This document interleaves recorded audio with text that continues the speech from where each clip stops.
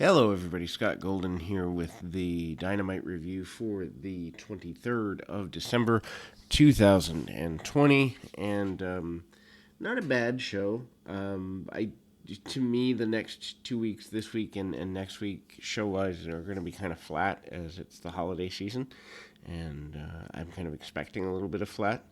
Nothing on either show screams that it moved a lot forward, but they did the best they could with what they had, and there's little movements there. So we open with Jericho and MJF with Jake Hager versus Top Flight, Darius and Dante Martin.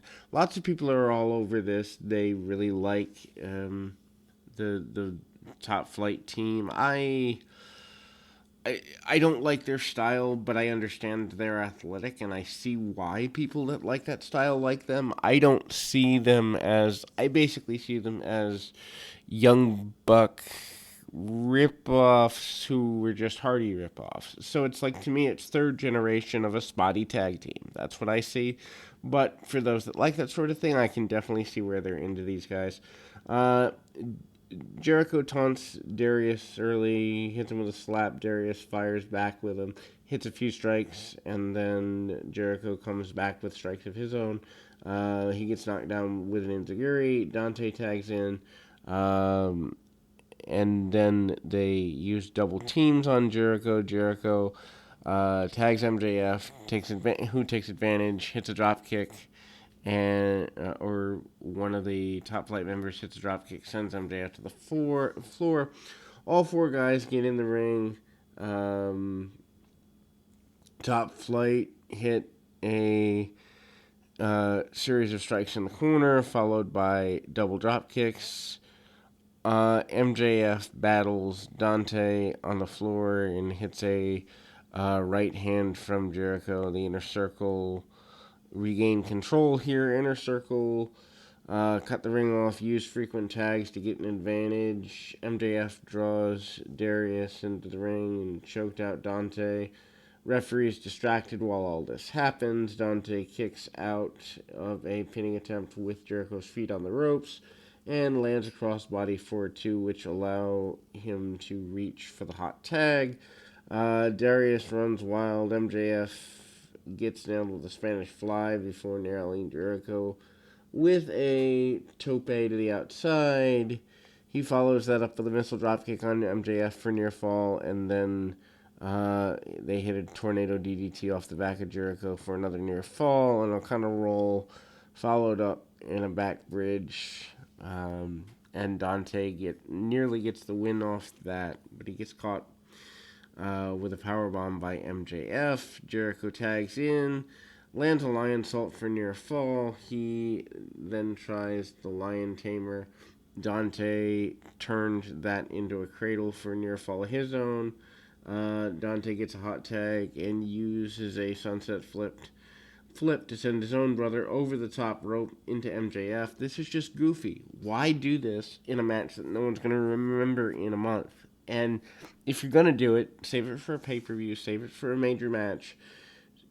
Just learn to pace yourself. Anyway, Jericho pops up and nails Darius with a clothesline and resumes the beatdown that's there. Darius counters a double back body drop into the DDT.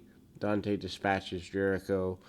Darius goes for springboard. Hager pulls him down, and MJF hits the Heat Seeker for a win. Glad to see MJF, the one that gets the win. I think that plays into future storylines somehow at some point. Anyway, post-match, Hager takes the mic and says that every Inner Circle member's done his job except Wardlow, who's going on family business. He understands that Wardlow's an asset, but he also is a pain in the tail. Next week, Hager versus Wardlow. Okay. They play music video performed by the Acclaimed, who rap about the Young Bucks. I assume this leads to the Acclaimed and the Young Bucks somewhere in the future again, crossing paths, which isn't a bad thing. Sting interviewed by Shivani. Shivani asks how Sting's feeling. He said he's happy to be back in the jungle. Tony asks why Sting's here. Sting points out Darby Allin. He then just says he wants to say he couldn't just say a few words. He said that he remembers Dusty Rhodes being a mentor to him and helped get Sting's career going and starting to get things going in a more serious way. Sting saw Cody as Dusty's son and decided he wanted to be a part of AEW. Sting then is about to address Allin. Taz interrupts and says he's bringing Team Taz. Taz says everyone knows that Sting only cares about himself. Ricky Starks says they don't care about Sting, but that they're tired of him sticking his nose into Team Taz business. He says that if Sting keeps talking about the Jungle, he might get hurt. Team Taz walk down to the ring, and the lights go out. Allin appears in the ring, and then they obviously did video editing to get that to happen. Team Taz backed off. Taz says that Allin has to defend the television championship or the TNT championship against Brian Cage in 2 weeks. Cage will tear his head off, and then Team Taz goes away. The idea of Allin versus Cage to kick off January sounds fun enough. Sting and Allin were the only two left in the ring. They stare at each other, and the segment ends. MJF's backstage with the cameraman when we come back. He's walking into a room where Santana and Ortiz were, and they're playing cards. He addresses Santana, talked about how he realizes Santana losing a relative. MJF just lost his grandfather recently.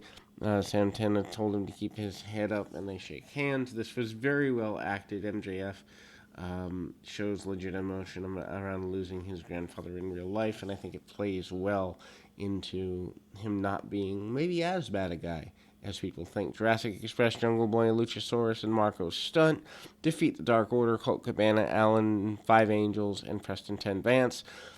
This is just, to me, this is a waste. I like Jungle Boy. I even like Luchasaurus, and I like Colt Cabana. Everyone else in this, well, Alan Angels too, but I don't like the Dark Order thing. Stunt can go, and Vance can go as far as I'm concerned. It should not be on Dynamite, to say the very least. Jurassic Express are, in fact, the number 3 ranked tag team in AEW. Cabana makes fun of Stunt's size, but gets taken down by him. Angels and Jungle Boy come in. There's a pin attempt after a lariat for a near fall.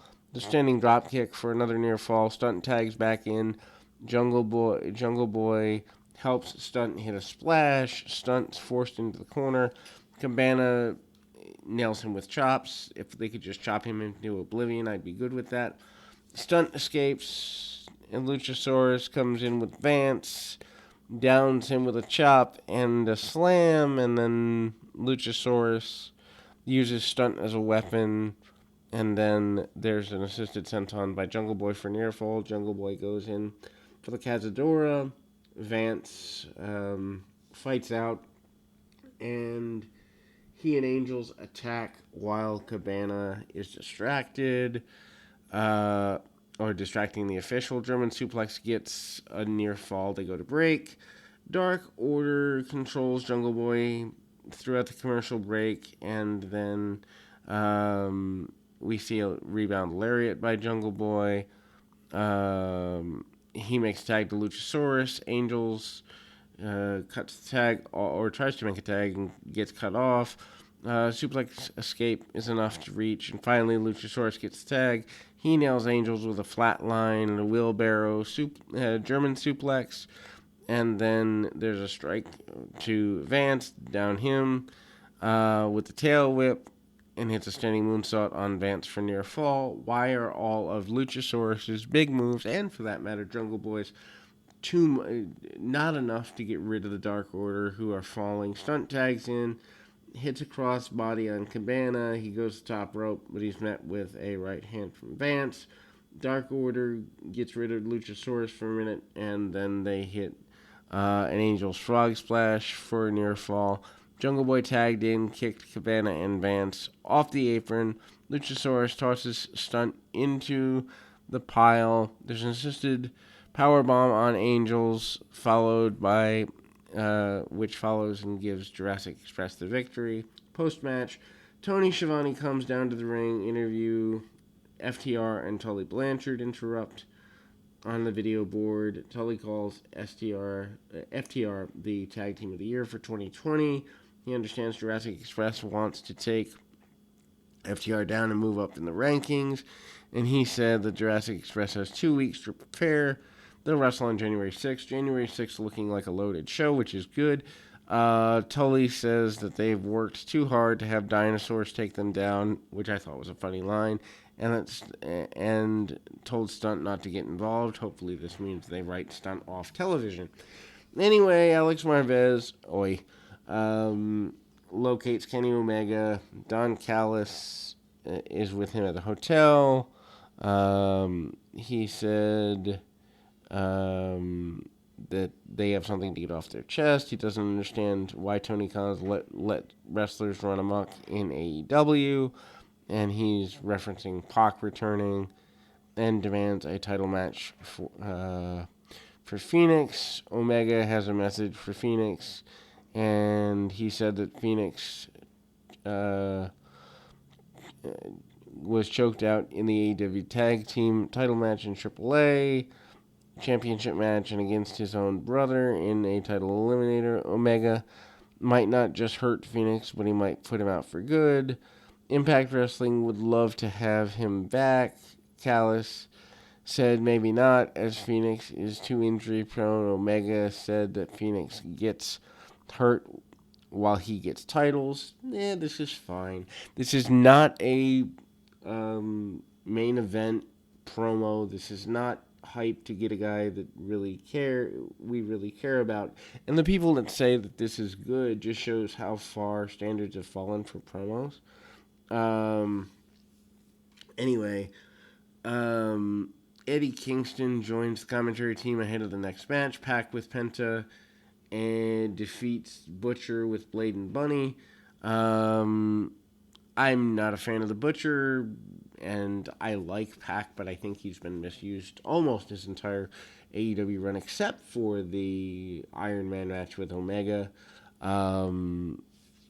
Anyway, so they butt heads right away. Pac uses quickness against the power of the Butcher. Pac goes to the outside. Pac makes his way back in. Butcher can't really take advantage. Pac lays in more kicks, and Butcher nails a running cross body. Butcher maintains control for a while and continues to be the striker that he should be with his size. Pac then fights back. Butcher beats him down with a series of stomps, and then they go outside the ring. Pac sends Butcher into a barricade. Butcher fires out over the big boot, and the show goes to commercial. I hate commercials in the middle of matches. Back in the ring, Pac chops down Butcher and kicks him, follows up with a massive missile drop kick. Pac goes back to the top. Blade pushes Penta into the ring post. This gives Butcher enough time to level him with a lariat. There's a power bomb by Butcher, and he gets a near fall off this. Back from the break again. Pac chops down the Butcher with a series of strikes and kicks and hits a drop kick. Pac goes up to the top, and then Kingston tries to relay instructions from the outside. This doesn't go well. Kingston drops his headset. Archer runs in to interfere, and Pac drops Butcher with a roundhouse kick. The Black Arrow follows for the win. I guess this is good, but it's not how I would use Pac. Pac is too special a talent to be wasted with, at best, lower mid-card talent. Anyway, we go to another segment that doesn't really make me smile on the inside. Jade Cargill has a message for Brandy Rhodes. She congratulates Brandy on being pregnant and calls it a convenient time just as Cargill shows up. Brandy's responsibilities will be taken care of in her absence. She calls out Brandy, but since she's gone, Cargill demands a replacement to fight until Brandy comes back. This is the unfortunate nature of getting pregnant. And I'm sorry, and this may not be popular, but if you are in an entertainment industry where you need to do stunt work or take bumps, and you're a lady, I don't think that pregnancy should be something you're looking towards while you're a contracted talent, especially on a national program. It's your right if you want to get pregnant and put your contract, end your contract. But I think companies should have an out clause for talent who get pregnant while they're on air characters. And I know that may not be popular, but if I'm going to put money into you, I should be able to pay that off. And if I can't pay that off, I've wasted that energy and time and effort to do that. Anyway, so Kip Sabian and Penelope Ford make their wedding announcement. I think this is sat for too long, and I don't think people care about it, Tony. Shivani is with Kip Sabian, Penelope Ford, and Miro, and they're about to announce the wedding date. Miro told Shivani to smile more. Sabian says their wedding isn't just a big deal in AEW, but it's a big deal for everyone at home because the viewers can't wait for the wedding. He calls it the best moment in their small, insignificant lives. The wedding is announced for February 3rd for the Beach Break special episode of Dynamite. Meh. Best Friends interrupted this. But, I mean, it's just, I don't know. Anyway, Trent gets loaded into an ambulance. Chuck Taylor and Orange Cassidy looking on, implying that the heels had taken them out prior. This is just flat to me. Dustin Rhodes with Lee Johnson defeats Evil Uno with Stu Grayson. This is a waste of Dustin considering he's got to be close to retirement within a year or two, but they're going to do what they're going to do. Uno surprises Dustin with a slap before the bell. Dustin fires up clotheslines, beats Uno down in the corner for a while, and then hits a drop down right hand. Uno is able to block the power slam by sending Dustin to the outside. They brawl on the floor for a little bit. They trade strikes for a while. Dustin avoids a chop, and Uno chops the ring post. Back in the ring, Dustin targets Uno's injured right hand and stomps him in the corner. Uno avoids a clothesline and again takes Dustin down for a bit. Uno uses a pile driver for a near fall. Why is a pile driver not a finish? I understand this isn't 1983, but it also doesn't have to be dumb to use such a devastating move in 2020, not as a finish. Dustin comes back with a flip-flop and fly. He nails Uno with a boot, and Uno comes back with a kick to the throat. Dustin's out of nowhere hits a running bulldog, and then post-match we kind of see Uno give the offer to Dustin again about to join the Dark Order. Grayson attacks Dustin from behind. Johnson tries to make the save, doesn't go well. QT Marshall runs down to make a save, but that doesn't go well either. Anyway, Johnson lands a double drop kick on both of the Dark Order, and we close the segment. Shawn Spears is interviewed by Tony Schiavone. Spears asked why Schiavone left the industry. Schiavone says he's burnt out. Spears says he's a perfect guy for the interview. Spears bet on himself leaving New York. He said he never needed the Metal Slug deal because he works better, looks better, and is better than most of the rest of the AEW roster. But there's a glass ceiling that Cody and the rest of AEW won't let him get past. Schiavone interrupts and asks if this could be Spears' problem himself. Spears calls him a piece of garbage. I cleaned that up a bit. Obviously, Family Channel, don't want to use the language he used. And he said he could work anywhere in the world, but he's not coming back until he feels like it. Spears, I guess, is getting a revamping gimmick. Anyway, Hikaru Shida is interviewed ahead of her match with Alex Garcia. I don't understand why Garcia is in the position. She's asked about Abaddon, who appeared to attack her before, and Shida's music immediately played, and she makes her entrance.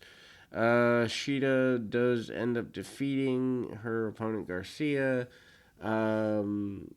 She goes right into the buckle and tries to make quick work of her. Garcia hits a dropkick. Shida fires back with one of her own. Shida levels Garcia with a forearm, and then Garcia surprises Shida with an inside cradle before landing some offense, but gets a 1 count. Garcia falls victim to a boot and then a delayed vertical suplex. Hits a draping knee strike. Abaddon appears at ringside. Shida kicks the barricade and then pulls her into the ringside area.